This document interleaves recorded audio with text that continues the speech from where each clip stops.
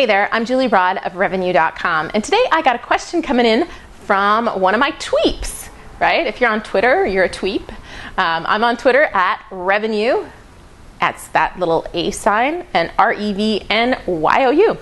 So this one came in, and he basically asked, what's the right split when you're looking to someone to do a joint venture and they're putting in all of the investment capital? My answer is that there is no right split. There are many ways to do a joint venture. It's one of the reasons why we love raising money, not just joint ventures, but private money, vendor takebacks, RSP mortgages. The world of real estate is pretty phenomenal when you understand how to get the investment capital you need to do the deals you want to do. But specific to joint ventures, how we do it now is we look to our partner to put in the initial investment capital, usually somewhere between $65,000 and $80,000 for the houses that we're doing. And then we have a reserve fund in place, which is usually 2 or 3 months of expenses, and we buy the property.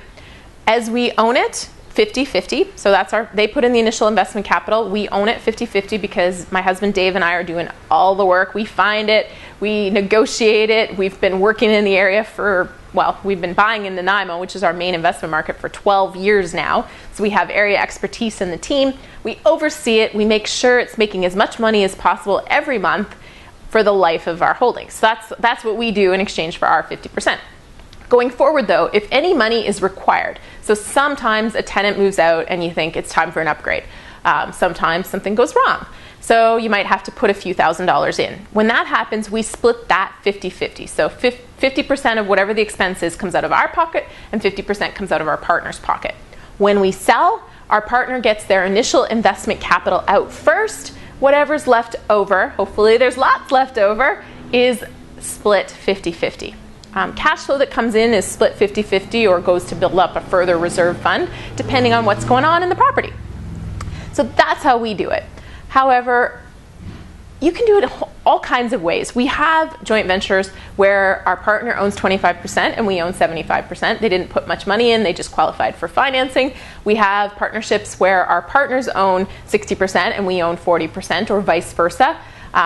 Today we don't deviate from our model, but in the past we weren't as sophisticated. We would kind of just work with whatever came our way and try to come up with a deal that everybody was happy with. So there isn't a right way to structure it.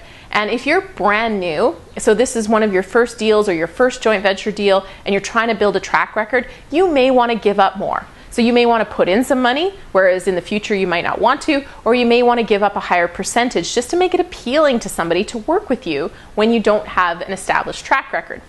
The only caveat I'll put on that, or word of caution, is that you can pretty much expect they're always going to want that deal going forward, even if you clearly communicate that this is a one-time thing, I'm just doing it to build my track record. So just know that future deals, you probably will have a hard time getting them to a full 50-50 split with them putting in all the cash when their first deal with you wasn't that case. But it'll get you going, it'll get you that track record. So there isn't a right way, right? It's what you're going to be happy with, what you're comfortable with, and what works for the resources you're bringing to the table versus the resources that your partner is bringing to the table. It's kind of a complicated subject, but hopefully that all makes sense and helps you a little bit. If not, you know where to find me on Twitter, and I'll happily keep trying until I get the question answered that you're looking for. All right? See you next time.